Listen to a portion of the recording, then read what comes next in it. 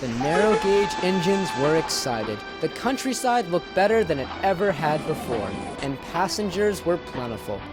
While the engines were occupied with the day's work, the people looked forward to recreation and adventure, which is exactly what two dim-witted hunters thought it'd be best to do far out in the hills, close to the line. Best time of year, eh, Dex? Shut up, Winslow. You'll scare the blasted birds away. Sorry. Hey, would you look at that? Looks like a flock nestled over by the water.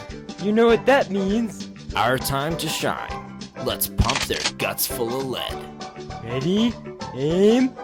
Wait, hold it. Give me the binoculars. I was right. There's a railway line running through here. Your point being? Well, we can't go on firing away like madmen if there's a train coming through.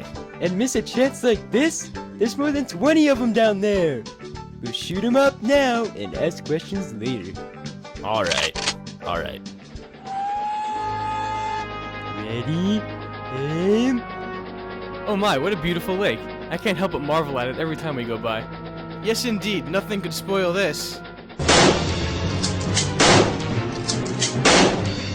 What the? Deck! Ouch! We're hit! We're leaking steam! Ah, right in the piston. This is ridiculous! Who the heck is doing this? Dex, are you nuts? Knock it off. I almost got one of them. Did you by any chance see that there was a train in the middle of your line of fire? Whoops, I guess these hunting shades are a little too dark. Duncan brought Mighty Mac home, and although Mighty Mac was leaking steam and quite shaken, the repairs necessary would not be difficult to carry out. The thin controller was furious. I ought to have you arrested for such reckless irresponsibility. Simply idiotic. What were you thinking? I blame faulty hunting equipment. A misfire for sure. More like 7. I suppose there's no use even comprehending the methods to your obvious madness. So I'll let you two Nimrods sort that out with the police. Rusty, in the spirit of the pigeon hunting season, I'd like to help place no hunting signs along the line. Without fail, sir. Thank you, Rusty. And Ivo Hugh, since you're still young at heart, I must say you can handle a little excitement. I need you to take some fireworks along with your usual goods run tomorrow. It'll add a remarkable display in the soon-to-be festivities. Sure thing, sir. The next morning, Rusty set off so the workmen could place the new no hunting signs all over the line. It was a cumbersome task, but in the end, Rusty was very proud of his hard work. Glad that's done. I find track work much more interesting. The line seems safe and sound. I just hope there's no more inconsiderate ruffians to riddle my rails with bullets. Ivo Hugh, however, was waiting impatiently for Spitzer the Crane to load his fireworks. Spitzer, who had recently been transferred from the smelter's yard, was being rather unpleasant. Moved? Once again? Horrendous. I was just getting used to the other place. I could sleep through anything down at the smelters. Don't you sleep with your eyes open? No, why? Well, I had tried to talk to you yesterday, but you didn't respond to anything I said. Oh, that was because I didn't give a heaping hook about whatever it was you were talking about. But there is a sky here. I like that. Why? The sky is my favorite thing to look at. The clouds, the stars, everything. Lights up my world all day, every day. Well, I'm glad you have something to hold on to that gives you joy. Perhaps I could cheer you up somehow, someday. No. I doubt a little rust bucket like yourself could keep me entertained for more than a few minutes. How about this conversation then?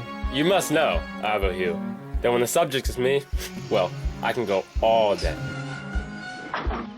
I really wish I could brighten up his spirits. Although Ivo Hugh with his innocent intentions meant no harm to anyone around him, another group of hunters that had wandered close to the line did not display such ethical responsibility. They were cross with the new hunting regulations, and as an act of defiance, they hurled the sign into some bushes. Haha, what we don't know won't hurt us. Yeah! If that bloody controller asked why we were hunting... We acted like we had no idea the sign was even there. Brilliant! The hunters were about to make their first attempt at some unknowing pigeons until they heard Ivo Hugh's whistle.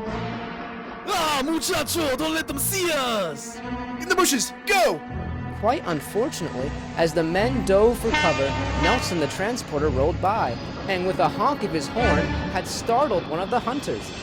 Yikes! Og, help! Incoming fire! What the heck? Those fireworks for me?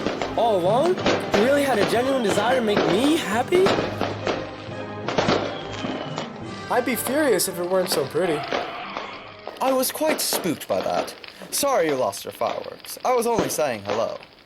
Where did those bullets come from? From those bushes. More hunters, I suspect. The hunters were swiftly brought to justice. This would be the last incident that Pigeon season would create for the Skarloey Railway, and the Thin Controller would sleep much better at night knowing this would no longer become an issue. What's more, it almost seemed that 2 wrongs had indeed made a right. Quite surprisingly, the second firing attempt had made grumpy old Spitzer a much more jovial crane. Hey there, Ivo Hugh. I wanted to tell you something. You? Volunteer information? Well, a thoughtful update on yourself would be much appreciated. I just want to say, the recent events that you're alright. Really? I'm alright? What, are you surprised? Well, flattered, I guess. You're alright too, Spitzer. Although Ivo Hugh wasn't aware of the recent events that Spitzer was referring to, he knew that a kind word from Spitzer was high praise indeed.